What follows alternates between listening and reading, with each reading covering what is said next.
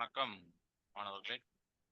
So இன்னைக்கு கிளாஸில் வந்து 7ஆம் வகுப்பு கணிதம் பார்க்க போகிறோம். ஸோ ஆல்ரெடி 3வது யூனிட்டு நம்ம பார்த்துட்டு இருக்கோம் அப்படின்னா அது உங்களுக்கே தெரியும். இன்னைக்கு நம்ம வந்து ஒரு இன்ட்ரெஸ்டிங்கான அண்டு இம்பார்ட்டண்ட்டான ஒரு டாபிக் பார்க்க போகிறோம். அதுதான் இயற்கணித கோவையின் படி அப்படின்னு சொல்லக்கூடிய இந்த டாபிக். இங்கிலீஷில் பார்த்தீங்கன்னா டிகிரி ஆஃப் எக்ஸ்பிரஷன் உடைய டிகிரி அப்படின்னு அர்த்தம். ரைட். ஸோ ஒரு சின்ன ஒரு குயிக் மெமரி பண்ணுங்க. அதாவது உங்களுக்கு எல்லாத்துக்குமே அல்ஜிபெரிக் எக்ஸ்பிரஷன் தெரியும். அல்ஜிபெரிக் எக்ஸ்பிரஷன்ஸ்னா என்ன? அதாவது தமிழ்ல பாத்தீங்கன்னா இயற்கணித கோவைகள். கரெக்டா? இதுதானா இயற்கணித கோவைகள் அப்படி சொல்றோம். ஓகே, இதுனா என்ன? இது வந்து நம்ம வந்து ஒரு ஸ்பெஷல் ரெசிபியை நம்ம நினைச்சுக்கலாம். உணவுப் பொருளை நம்ம தயாரிக்கிறோம், கேக்கு பன்னு இந்த மாதிரி தயாரிக்கிற மாதிரி ஒரு ஸ்பெஷல் ரெசிபியை நம்ம நினைக்கிறோம். இந்த ரெசிபியில 2 பொருட்கள் நமக்கு தேவைப்படுது, 2 இன்கிரீடியன்ஸ் தேவைப்படுது. என்னெல்லாம் அப்படின்னு பாத்தீங்கன்னா இந்த அல்ஜிபிரிக் எக்ஸ்பிரஷன் அதை நம்ம வந்து ஒரு ரெசிபியை யோசிச்சு அந்த ரெசிபிக்கு 2 பொருள் தேவைப்படுற மாதிரி இந்த அல்ஜிபிரிக் எக்ஸ்பிரஷன் 2 பொருள் தேவைப்படுது. ஒண்ணு என்னன்னா வேரியபிள்ஸ், மாறிகள். சரியா? இன்னொன்னு என்னன்னா கான்ஸ்டன்ட்ஸ். தமிழ்ல பாத்தீங்கன்னா மாறிலிகள். ஓகே, இப்ப இந்த மாறிகள் அப்படிங்கிறத பொதுவா நம்ம மேத்தமேட்டிக் புக்ல எப்படி பார்க்கலாம்னா XYZ அப்படிங்கிற அந்த லெட்டர்லாம் பார்க்கலாம். அப்ப இவங்க யாருன்னா மாறிக்கிட்டே இருப்பாங்க. மாறிகள்னா மாறிக்கிட்டே இருப்பாங்க. உதாரணத்துக்கு எக்ஸோட வேல்யூ இதுதான் அப்படின்னு நம்ம முடிச்சோம் முடியும். இன்னைக்கு ஒரு 10ன்னு ஒரு சம்ல போடுறோம்னா அடுத்த சம்ல அது 15, 20, 10,000, 1 கோடி கூட போடலாம். அதான் மாறிக்கிட்டே இருக்குது வேரியபிள்ஸ். சரியா? அந்த மாதிரி நம்ம எக்ஸ் போடலாம், ஒய் போடலாம், இசட் போடலாம், வாட் எவர். ஓகே, அடுத்து இருக்குது கான்ஸ்டன்ட்ஸ் அப்படிங்க சொல்லக்கூடிய மாறிலிகள். இவர் வந்து நம்பர் 2, 5, 10, 7 இந்த மாதிரி நம்பர் நம்ம யூஸ் பண்றோம். இவரை யோசிச்சு பாருங்க. நான் போட்டா 2, நீங்க போட்டா 3ன்னு சொல்ல போறீங்களா? இல்லையே. அமெரிக்கால எதுவும் 10 சொல்ல போறாங்க, 2 போட்டா 10ன்னா இல்லையே. அப்படிதானே? இதெல்லாம் கான்ஸ்டன்ட்ஸ், மாறிலிகள். சரியா? அப்ப இவர் வந்து மாறவே மாட்டார். 2னா 2 தான்ப்பா, 10னா 10 தான்ப்பா, 5னா 5 தான்ப்பா. Okay, right. இந்த 2 பேரையும் சில ஆபரேட்டர் மூலமா நான் மிக்ஸ் பண்ண போறேன். எப்படி நம்ம கிச்சன்ல பாத்தீங்கன்னா சில ரைஸ் போடுறோம், காய்கறிகளும் போடுறோம்னா மிக்ஸ் பண்றோம். சரியா?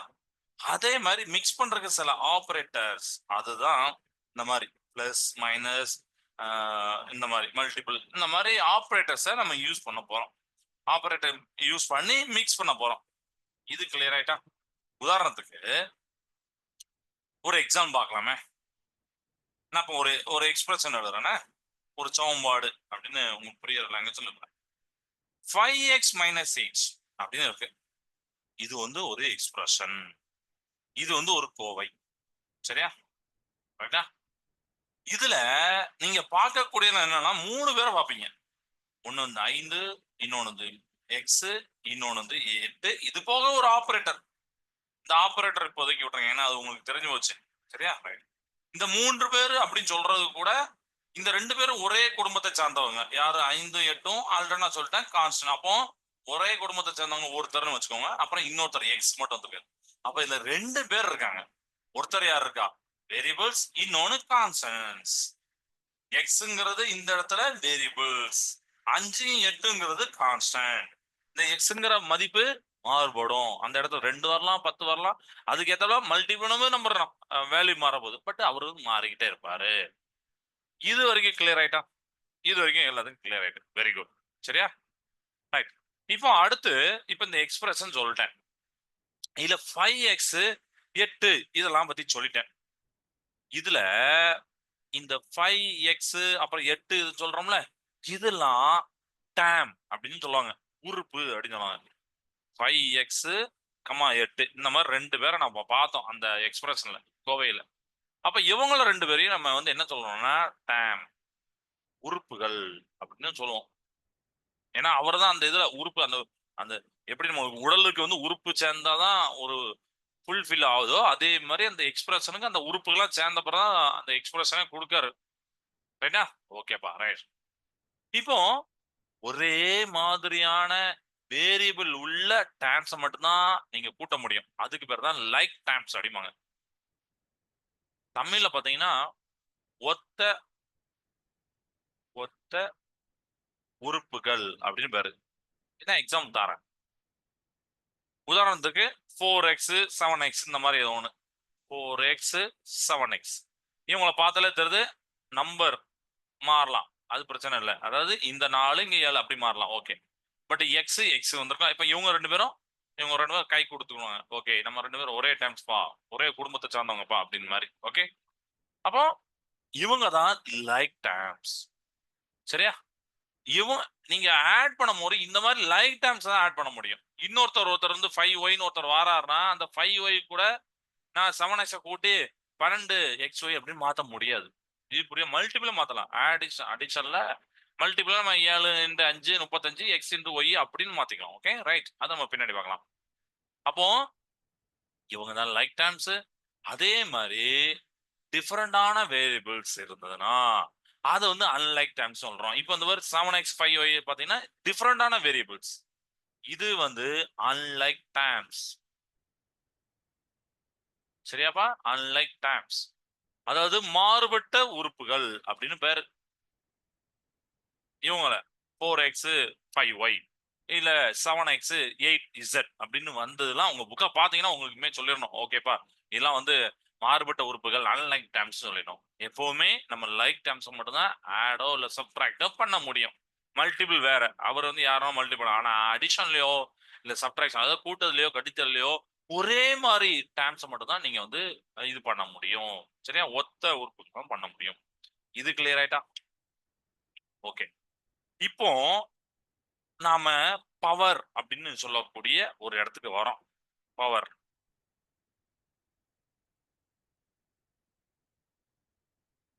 ரைட்டா?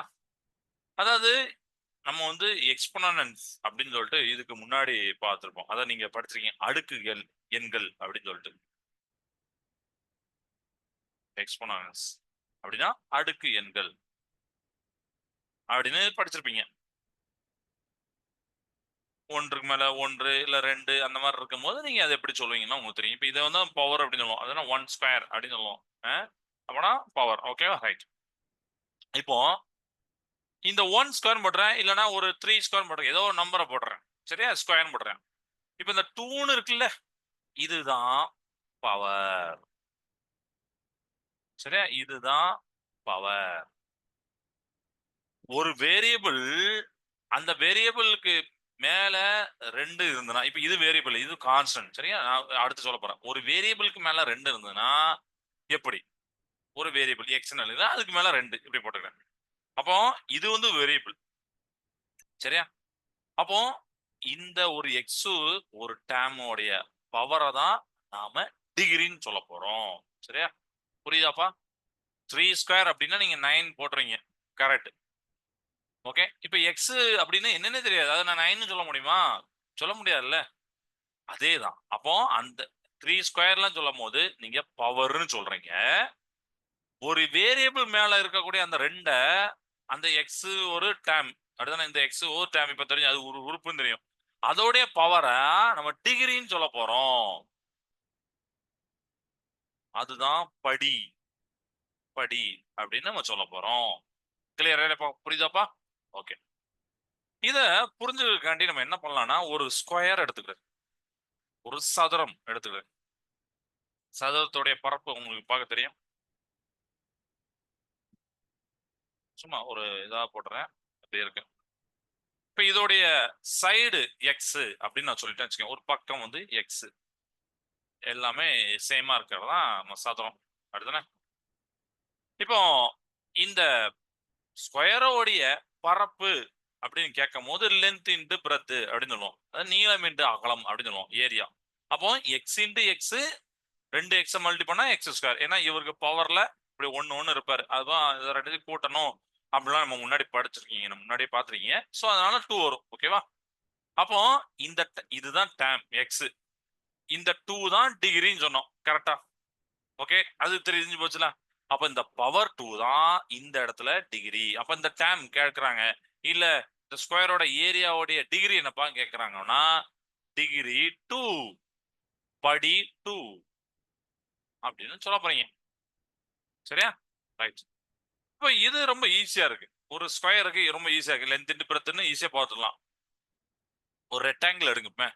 ரெக்டாங்கிளுக்கும் நீங்க வந்து லென்த் இன்டு பிரெத்ன்னு போடலாம். நீளம் இன்டு அகலம் போடலாம். இப்படி போடுறேன்னு வச்சுக்கோங்களேன். இப்ப இதுக்கும் பரப்பு என்ன போடுவீங்க? Length into breadth. L into B. நீளம் இன்டு அகலம். பட் இங்க ஸ்கொயர் இருக்கா? ஏற்கனவே எக்ஸுக்கு எக்ஸ் இருக்கும்போது ஸ்கொயர் அந்த மேல எதுவுமே இல்ல. 1 சொன்னீங்களா? அதே மாதிரி தான் இங்க பவர்ல 1 இருக்கதா அர்த்தம். அப்படிதானே? மேல 1 இருக்கதா அர்த்தம். அப்ப இதோடைய பவரை நீங்க என்ன பண்ணிக்கலாம்னா எல்பி ஸ்கொயர்னு போடக்கூடாது. சரியா? எல்பி தான். ஆனா இந்த பவரை மட்டும் நீங்க கூட்டும் போது மேல இருக்கிற அந்த பவர் அப்படிங்கறத மட்டும் கூட்டும் போது 1 பிளஸ் 1 2. அப்ப இதுலயும் டிகிரி 2 தான் வரும். இது கிளியர் ஆயிட்டா? இதுலயும் டிகிரி தான். அப்போ ஏற்கனவே மேல பார்க்கும்போது ஒரே ஆள் தான். ஆனா 2 மட்டும் வந்தாரு. எக்ஸ் வந்து 2 மட்டும் வந்தாரு. X into X X square. But இங்க நமக்கு கன்ஃபியூஷன் ஆயிடும். 2 பேரும் வேற வேற. எல் பினா 2 வேரியபிள்ஸ். கரெக்டா? இவங்க 2 பேருமே வேரியபிள்ஸ். இவரும் மாறாரு, இவரும் மாறாரு. நான் ஒரு ரெக்டாங்கிள் தரேன். அதுல 50 30 சென்டிமீட்டர் இருப்பாங்க. இன்னொருத்தவங்க அங்க 25 சென்டிமீட்டர் இருப்பாங்க. அப்போ வேரியபிள்ஸ். சோ அப்ப என்ன பண்ணலாம்? அந்த பவரை கூட்டிடலாம். பவரை கூட்டினா கிடைக்கிறதா டிகிரி. சிங்கிள் வேரியபிள் இருந்தா அதோட எக்ஸ்போனன்ட் தான் டிகிரி. மல்டிபிள் வேரியேஷன் தான் அதோட பவர்ஸை நீங்க ஆட் பண்ணி அதை டிகிரின்னு சொல்ல போறீங்க. கிளியர் ஆயிட்டாவா? அதோடைய அடுக்கு தான் நம்ம ஒரே ஒரு சிங்கிள் வேரியபிள் அதை அப்படியே டேரக்டா போட்டலாம். இந்த மாதிரி மல்டிபிள் வேரியபிள் இருந்ததுன்னா அதோட பவரை நீங்க ஆட் பண்ணணும். இதே சப்போஸ் இங்க 2 வந்ததுன்னா ஏதோ ஒரு இதுல 2னா 2 பிளஸ் 1 3 அப்படின்னு சொல்ல வேண்டியிருக்கும். அது நம்ம பின்னாடி பார்ப்போம். இது கிளியர் ஆயிட்டா? சரி. இப்போ இதெல்லாம் ஓகே. சப்போஸ் ஒரு வேரியபிள் இப்ப நம்ம ஏற்கனவே இப்ப பார்த்ததான் ஒரு வேரியபிள் இருக்கு. அதாவது மாறி இருக்கு. ஒய்ன்னு போட்டுக்கிறேன். சரியா? இந்த ஒய்க்கு மேல பவர் எதுவுமே எழுதல. 1ஓ 2ஓ 3ஓ எதுவுமே எழுதல. 1 போட்டாலும் போடாட்டாலும் பிரச்சனை இல்லை. 1 தான் அர்த்தம். ஆனா 2 3 கண்டிப்பா போடணும். சப்போஸ் இப்ப எழுதலன்னா இந்த இடத்துல 1 இருக்கதா அர்த்தம். எதுவுமே போடலன்னா அந்த 1 இருக்கதா அர்த்தம். உதாரணத்துக்கு 11p அப்படின்னு எழுதுறாங்க. இதுக்கு இன்னொரு அர்த்தம் என்னது அப்படின்னு பாத்தீங்கன்னா 11p 1. சோ இப்படி இருந்தாலும் ஒண்ணுதான், இப்படி இருந்தாலும் ஒண்ணுதான். ஆனா இந்த ஒண்ணுங்கிற இந்த இருக்குல்ல இதே மாதிரிதான் உங்களுக்கு எல்லா புக்லயும் போட்டிருப்பாங்க. இந்த ஒண்ணுங்கிறத போடவே மாட்டாங்க. ஏன்னா 2 3 தான் நம்ம போட முடியும். -1 போட வேண்டியிருக்கும். சரியா? ஆனா 1 இருக்குது போட வேண்டாம். அதனால இப்படி போட்டிருப்பாங்க. அதனால எதுவுமே இல்லைன்னா அந்த இடத்துல 1 இருக்கதா அர்த்தம் அப்படின்னு நினைச்சுக்கோங்க. கிளியர் ஆயிட்டா? ரைட். அடுத்து 2வது, ஏன்னா இதெல்லாம் ரொம்ப இம்பார்ட்டன்டான பாயிண்ட்ஸ். 2வது ஒரு கான்ஸ்டன்ட் நம்பரை எடுக்கிறீங்க. அதாவது ஏதோ ஒரு நம்பர் அதான் கான்ஸ்டன்ட். சோ ஒரு கான்ஸ்டன்டான நம்பர் எடுக்கிறேன். இதோடைய டிகிரி கான்ஸ்டன்ட் ஒரு மாறிலி இருக்குல்ல, மாறிலி மாறிலி இதோட டிகிரி எப்பவுமே 0. எப்படின்னா இப்ப 10 அப்படின்னா இதுக்கு டிகிரி என்னன்னா இது வந்து வெறும் நம்பர் தான், பக்கத்துல எதுவுமே இல்ல. சரியா? அப்போ இதோட டிகிரின்னு கேட்டாங்கன்னா 0 அப்படின்னு எழுதணும்ப்பா. சரியா? உதாரணத்துக்கு 5ஓட டிகிரி என்ன? 0. ஏன்னா பக்கத்துல எதுவுமே இருக்கக்கூடாது. 5x ஒய்யோ இருக்கக்கூடாது. இருந்ததுன்னா அந்த எக்ஸுக்கு பவர் என்ன வருதோ அதுதான் நீங்க சொல்லணும். பட் எதுவுமே இல்லைன்னா வெறும் வெறும் கான்ஸ்டன்ட் நம்பருக்கு மட்டும் இருந்ததுன்னா ஒரு மாறிலியான அந்த உறுப்பு இருக்குல்ல அந்த மாதிரி இருந்ததுன்னா நீங்க வந்து 0 தான் சொல்லணும். ஓகே? ரைட்டா? ஏன் அப்படின்னு ஒரு காரணம் இருக்கு. ஏன்னா இந்த இடத்துல அதையும் நீங்க தெரிஞ்சுக்கிறது நல்லதான். ஏன்னா இப்ப 10ன்னு போட்டா பக்கத்துல இப்போ எக்ஸ வச்சு எழுதிட்டு இருக்காங்க. இப்போ 5x cube 3x square 1 4x அப்படின்னு எழுதுறான். பிளஸ் 10ன்னு எழுதுறான்னு வச்சுக்கோங்களேன். எக்ஸ் பவர் 1 ஏன்னா இது 3 இருக்கு 2 இருக்கு 1 இருக்கு. அப்புறம் வெறும் எக்ஸ் மட்டும் தான் இருக்கு. அப்புறம் எக்ஸே இல்லாத இடம் இருக்கு. அது எப்படி போடுவாங்கன்னா இப்படி போடுவாங்க. எக்ஸ் பவர் 0ன்னு போடுவாங்க. எந்த நம்பரோடைய 0வும் 1ன்னு அர்த்தம். அதனால எக்ஸ் பவர் 0னா 1. அப்ப 10 இன்டு 1 10. அப்போ இங்க 0 வந்திருக்கா அதனால அதோட டிகிரி 0ன்னு சொல்றாங்க. சரியா? அதை நீங்க தெரிஞ்சு வச்சிருப்பீங்க, நான் திருப்பி சொல்றேன். அதனால எந்த நம்பரோடைய டிகிரியும் 0 தான். கிளியர்? ஓகே. இப்போ நம்ம ஒரு ஸ்டாண்டர்ட் ஃபார்மை பத்தி பார்க்கலாம். ஸ்டாண்டர்ட் ஃபார்ம், திட்ட வடிவம் அப்படின்னு இருக்கு நம்ம புக்ல. அந்த திட்ட வடிவம் பத்தி பார்க்கலாம். இது ரொம்ப சிம்பிள் தான். அதாவது நம்மளோட டே டு லைஃப் எல்லாத்துக்குமே ஒரு திட்ட வடிவம் இருக்கும். ஸ்டாண்டர்டா இருக்கணும்பா, இப்படிதான்பா இருக்கணும் அப்படின்னு சொல்லணும். அதே மாதிரி எக்ஸ்பிரஷன் எழுதும் போது ஒரு ஸ்டாண்டர்ட் ஃபார்ம் இருக்கு. இறங்கு வரிசையில எழுதணும். எக்ஸ்பிரஷனை இறங்கு வரிசையில எழுதணும். அதாவது ஹையஸ்ட் பவர் ஃபர்ஸ்ட், அப்புறம் அதோடைய லோயஸ்ட் இப்படிதான் வரணும். அதை குறைச்சு குறைச்சு வரணும். நம்ம ஆன் இதுல நீங்க ஸ்கூல்ல பாத்தீங்கன்னா காலையில அந்த பிரேயர் சாங்ல நிக்கும் போது பாத்தீங்கன்னா ஃபர்ஸ்ட் சின்ன பையன் நிப்பான். அப்புறம் அதோட கொஞ்சம் கொஞ்சம் ஹைட்டு, அப்படி ஹைட்ல நிக்க வச்சு லாஸ்ட் அந்த பெரிய ஹைட்டா நிப்பாங்க. அப்படிதானே ஒரு ஜென்ரலா ஸ்டாண்டர்ட்ல சொல்றோம். அப்ப அந்த பின்னாடி இருந்து வர்றதுதான் நீங்க ஸ்டாண்டர்ட் ஃபார்ம் அப்படின்னு வச்சுக்கோங்க. ஃபர்ஸ்ட் பெரிய ஆளு, அப்புறம் சின்ன ஆளு. ஓகேவா? அப்ப ஹையஸ்ட் பவர் இருக்கிற டேம தான் நம்ம முதல்ல கொண்டு வரணும். லெஸ் பவரை பின்னாடி, அப்புறம் லெஸ் பவரை பின்னாடி, இப்படியே கொண்டு வந்து லாஸ்ட் கான்ஸ்டன்ட்ல பிடிக்கணும். அதுக்கு ஒரு எக்ஸாம்பிள் சொல்றேன். இப்போ 5x², 4x³ அப்படின்னு தந்தாங்க. இது ஸ்டாண்டர்ட் ஃபார்மா அப்படின்னா இல்ல. இது வந்து ஸ்டாண்டர்ட் ஃபார்ம் கிடையாது. ஏன்னா இங்க மாறி இருக்கு பாருங்க. புரியுதா?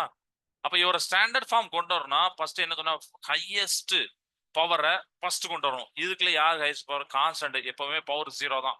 இவர்கிட்ட 2 தான் இருக்கு, இவர்கிட்ட 3 இருக்கு. அப்ப இவரை ஃபர்ஸ்ட் கொண்டு வாங்க, அடுத்து இவரை கொண்டு வாங்க, அடுத்து ஃபைனலா இதை கொண்டு வரும்போது நிறைய ஸ்டூடெண்ட் தப்பு பண்ணிடுறாங்க.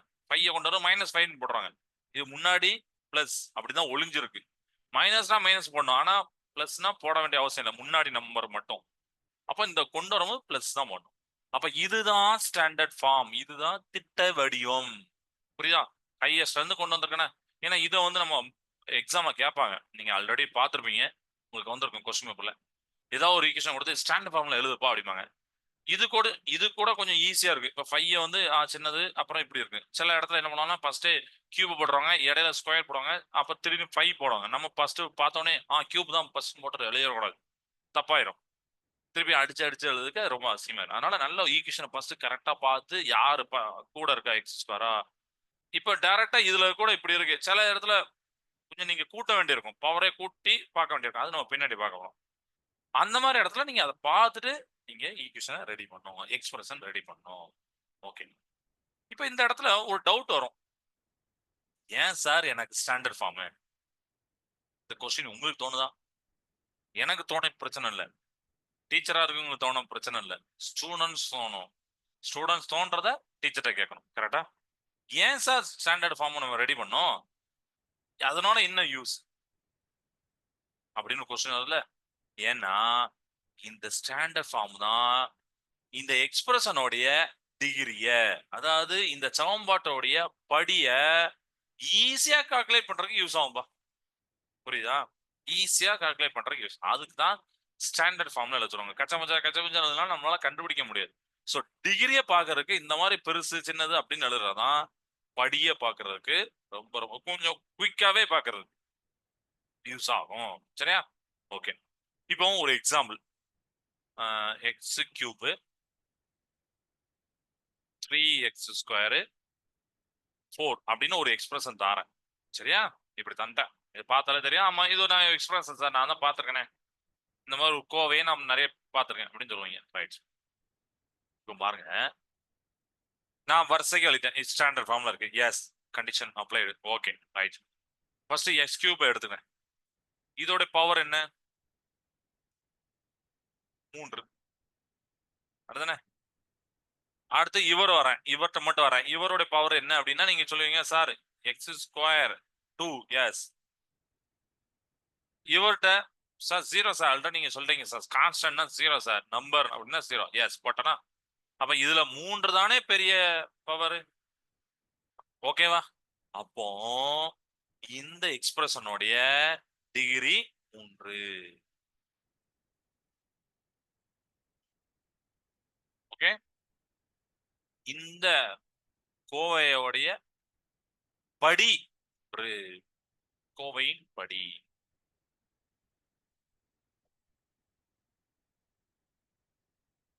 இப்போ ரொம்ப ஈஸி ஆயிடுச்சா நம்மளுக்கு பார்க்க. இதனால ஸ்டாண்டர்ட் ஃபார்ம் பார்த்த உடனே உங்களுக்கு தெரிஞ்சு போச்சு. ஆமா, இவர் தான் பெருசா இருக்காரு. ஏன்னா இதுக்கப்புறம் நீங்க திருப்பி இடையில நீங்க ஃபோன் போட மாட்டீங்க. ரைட்டா? அப்படிதான் நீங்க ஸ்டாண்டர்ட் ஃபார்ம் ரெடி பண்ணிட்டீங்க. அப்ப இவருடைய டிகிரி ஆஃப் எக்ஸ்பிரஷன் 3, கோவையின் படி 3. இது கிளியர் ஆயிட்டு. Okay, good. இப்போ அடுத்து ஒரு ஒரு இம்பார்ட்டன்டான சொல், அதாவது ஒரு வேர்டு வருது. என்னன்னா, இப்ப நீங்க ஒரு எக்ஸ்பிரஷன் எழுதிட்டீங்க. இப்போ உதாரணத்துக்கு இப்ப நம்ம எழுதலாம். இல்லைன்னா 3x⁴ நான் மைனஸ் போட்டிருக்கேன். சரியா? மைனஸ் போட்டு அப்புறம் எழுதுறேன். அதனால அதான் நீங்க நல்லா பார்த்துக்கணும். x³ y², அப்புறம் 8xy அப்புறம் +7 அப்படின்னு எழுதுறேன். ஒரு எக்ஸ்பிரஷன். இது ஸ்டாண்டர்ட் ஃபார்மா?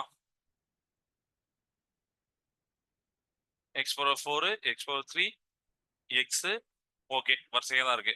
ஒய்யும் பார்க்கணும். ஏன்னா இன்னொரு வேரியபிள் சம்மந்தப்பட்டிருக்காரு. Multiple variable. இங்க ஒய்யே இல்ல, இங்க y² அப்படின்னா நீங்க வந்து அதுக்கு மாத்தணுமா இல்ல. நம்ம எக்ஸ் தான் இருக்கு, எக்ஸ் வச்சு போடணும். பட் நான் உங்களுக்கு சொல்றேன், நீங்க ஏன்னா அவரையும் பார்க்கணும் உங்களுக்காண்டி சொல்றேன். ஓகே, ரைட், சரியா இருக்காரு. இது வந்து ஒரு ஸ்டாண்டர்ட் ஃபார்ம்ல இருக்கிறது. ஓகேவா? ரைட். இப்போ இங்க ஹையஸ்ட் ஃபார்ம் பவர் யாருன்னு பாருங்க. ஹையஸ்ட் பவர் யாரு? இவர் தானே. ஏன்னா இவர்கிட்ட வந்து பாத்தீங்கன்னா 3 இருக்கும், இவர்கிட்ட பாத்தீங்கன்னா 1 இருக்கும், இவர்கிட்ட பாத்தீங்கன்னா 0 இருக்கும். கரெக்டா? ரைட். அப்போ இந்த எக்ஸ்பிரஷன் பார்க்கும்போது உங்களுக்கு ஹையஸ்ட் பவர் 4 அப்படின்னு வந்திருக்கு.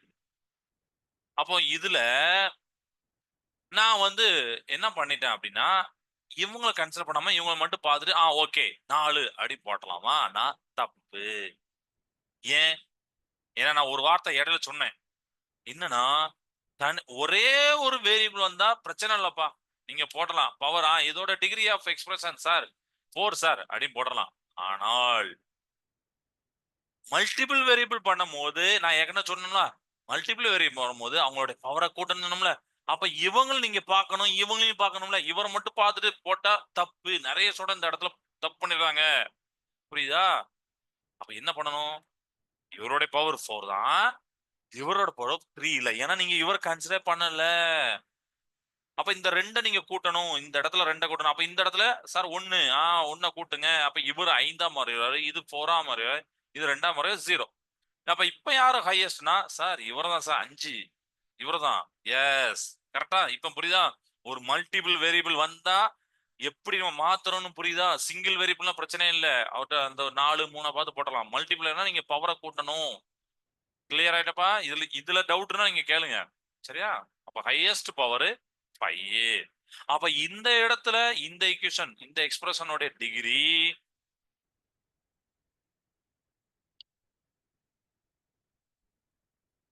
டிகிரி என்ன போடுவீங்க?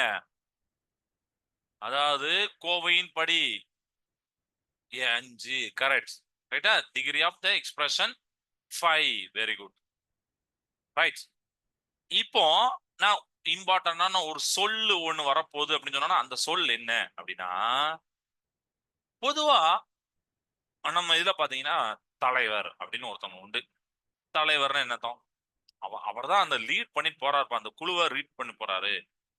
கிளாஸ்க்கு லீடர் போட்டுப்பாங்க. எல்லாத்துக்கும் அவரை கூப்பிட்டு நீங்க வரிசைக்கு வர சொல்லுப்போம்னா லீடர் முன்னாடி போவாப்ல, எல்லா ஸ்டூடெண்ட் பின்னாடி போவாப்ல. அப்ப அவர் யாரு? லீட் பண்றவர். அதே மாதிரி இந்த மாதிரி எக்ஸ்பிரஷன் இருக்கு. அந்த எக்ஸ்பிரஷன்ல யாருக்கு ஹையஸ்ட் பவர் இருக்கோ, யாருக்கு அதிகமான படி இருக்கோ, அவர்தான் லீடிங் டேம் அப்படின்னு சொல்லக்கூடிய தமிழ தலையாய கெழு. இங்க யார் இருக்கா அப்படின்னு பாத்தீங்கன்னா, நான் வழக்கம் போல இந்த இந்த லெட்டரால, இந்த கலரால பண்றேன். சரியா? இவர் தான்ப்பா என்னது லீடிங் டேம். கீழே இடம் இல்ல, அதனால நான் இந்த இடத்துல எழுதுறேன். ஏன்னா இவர்கிட்ட தான் அதிகமா இருக்கு, ஹையஸ்ட் பவர் இருக்கு. டிகிரி ஆஃப் எக்ஸ்பிரஷன் 5 நான் சொல்லியாச்சு. சரியா? அப்போ இந்த 4x³ y² தான் தலை யாய கெழு. Leading dam. தமிழ் இங்கிலீஷும் சேர்த்து நான் உங்களுக்கு எழுதி கொடுத்துருக்கேன். அதனால இதை நீங்க பாத்துக்கோங்க. இது வரைக்கும் எல்லாம் கிளியர் ஆயிட்டாப்பா? Okay, super. இதுக்கு ஏன்னா நம்ம பின்னாடி எக்ஸாம்பிள் சம் எக்ஸசைஸ் எல்லாம் பண்ண போறோம். ஆனா நீங்க இந்த கான்செப்ட் புரிஞ்சுட்டீங்கன்னா அதெல்லாம் ரொம்ப ஈஸி. நீங்க வீட்ல போய் பண்ணீங்கன்னா ரொம்ப ஈஸி. இதெல்லாம் ஒரு முறை திருப்பி ரீகால் பண்ணுங்க. ஏன்னா ஒரு தடவை படிச்சுட்டு நம்மளுடைய மனித மைண்ட் என்ன பண்ணுன்னா சொல்றது அத்தனையுமே வந்து அப்சர்வ் பண்ணாது. சில இது அப்படியே காத்து போக்குல விட்டுரும். சில இது நம்ம மைண்டுக்குள்ளே நுழையாது. அதெல்லாம் இருக்கு. அது தப்பு இல்ல. ஆனா அதை அது அந்த குறைபாட சா ஓவர் கம் பண்ணி சாதிச்சவங்க நிறைய பேர் இருக்காங்க. நல்லா கவனிக்கிற திறனை வளர்த்துருக்காங்க. ஒரு இதை ஞாபகம் வச்சு அதை திருப்பி அதாவது ஸ்கூல்லயோ காலேஜ்லயோ கேட்டதை அப்படியே வீட்டுக்கு வந்து ஞாபகம் வச்சு நோட்ல என்டர் பண்றவங்க இருந்திருக்காங்க. நம்ம வரலாற்றுல நீங்க பார்க்கலாம். சரியா? அதனால வந்து எனக்கு மறந்து போச்சே அப்படின்னு சொல்லிட்டு சாக்கு போக்கு சொல்றது இல்ல. அதை எப்படி சாதனையா மாத்தணும்னு முக்கியம். Okay, right. இப்போ இது ஃபுல்லா புரிஞ்சிச்சு. இப்போ ஃபைனல் டெஃபினிஷன் நான் கொடுக்குறேன். அதாவது டிகிரி ஆஃப் அல்ஜிபரிக் எக்ஸ்பிரஷன் நம்ம வந்து பார்த்துருந்தோம். இயற்கணித கொவையின் படி பார்த்தோம். அந்த எக்ஸ்பிரஷன் உள்ள அனைத்து டேர்ம்ஸ் உடைய பவர்ல எது ரொம்ப பெரியதோ, எது ரொம்ப ஹையஸ்டோ இருக்கோ, அதுதான் அதோடைய டிகிரி ஆஃப் அல்ஜிபரிக் எக்ஸ்பிரஷன். சரியா? அதாவது டிகிரி ஆஃப் அல்ஜிபரிக் எக்ஸ்பிரஷன் என்பது, அதாவது இயற்கணித கோவையின் படி என்பது அந்த எக்ஸ்பிரஷன், அந்த ஒரு கோவை இருக்கு, அதுல டேர்ம்ஸ் இருக்கு. நம்ம பார்த்தோம் 3x 4x something like that பார்த்தோம். பவரை பார்க்குறோம். எது ரொம்ப பெருசா இருக்கும் அதுதான் அதோடைய ஹையஸ்ட். அதுதான் அந்த ஹையஸ்ட் தான் அதோடைய டிகிரி ஆஃப் அல்ஜிபரிக் எக்ஸ்பிரஷன் இயற்கணித கோவையின் படி. சரியா? ஓகே. அப்போ இந்த டிகிரிங்கிறது உறுப்புகளுடைய எண்ணிக்கை சம்பந்தப்பட்டது அல்ல. டிகிரிங்கிறது அந்த உறுப்புகளுடைய எண்ணிக்கைக்கும் சம்மந்தமே இல்லை. நீங்க 10 உறுப்புக்கலாம், 5 உறுப்புக்கலாம், 2 உறுப்பு கூட இருக்கலாம். அது பிரச்சனை இல்லை. பவர் தான் முக்கியம். சரியா? அந்த வேரியபிள்ஸோட பவரை மட்டும் தான் நம்ம பார்க்கிறோம். இது கிளியர் ஆயிட்டா? Right. So degree of expression என்றால் என்ன? இயற்கணித கோவையின் படி என்றால் என்ன? அனைத்து உறுப்புகளின் அதிகபட்ச படியே அதன் படி. சரியா? இத்தனை படி வருது பாத்தீங்கன்னா, அதையும் நீங்க படிக்கணும். ஓகே? அனைத்து உறுப்புகளின் அதிகபட்ச படியே அதன் படி. ஸ்டாண்டர்ட் ஃபார்ம் என்ன? எஸ், ஸ்டாண்டர்ட் ஃபார்ம்னா இருக்கிற அந்த எக்ஸ்பிரஷனை கோவையை நீங்க இறங்கு வரிசையில் எழுதுறீங்க. ஹையஸ்ட் பவர்ல இருந்து அப்படி இறங்கி எழுதுறீங்க. அதுதான் ஸ்டாண்டர்ட் ஃபார்ம். தமிழ்ல திட்ட வடிவம். Very good. கான்ஸ்டன்டோடைய டிகிரி என்ன? கான்ஸ்டன்டோட மாறிலியோடைய டிகிரி படி என்ன? எஸ், 0. Very good. அதான் நம்ம ஆல்ரெடி நிறைய மட்டும் சொல்லிட்டோம். 10 5 அப்படின்னா அதோடைய டிகிரி 0, படி 0. ஓகேவா? புரியுதாப்பா? Very good. சோ இது எல்லாமே உங்களுக்கு புரிஞ்சிருக்கும் நான் நம்புறேன். புரிஞ்சதை அப்படியே விடுறது இல்ல. அங்க நீங்க வீட்டுல போய் அந்த ப்ராப்ளம்ஸை ப்ராக்டிஸ் பண்ணுங்க. நாம அடுத்த கிளாஸ்ல எக்ஸாம்பிள் சம் எக்ஸசைஸ் சம்லாம் பார்க்கலாம். சரிங்களா? வேற ஏதாவது டவுட் இருக்கா? டவுட் இருந்தா கேட்கலாம். நீங்க சாட் பாக்ஸ்ல கேட்கலாம். அன்மியூட் பண்ணி கூட கேட்கலாம். ஏன் டவுட் இருக்கா? இல்லைங்களாப்பா? சரிப்பா. கிளாஸ் நிறைய வாழ்க பாரதம், வெல்க தமிழகம். நன்றி, வணக்கம்.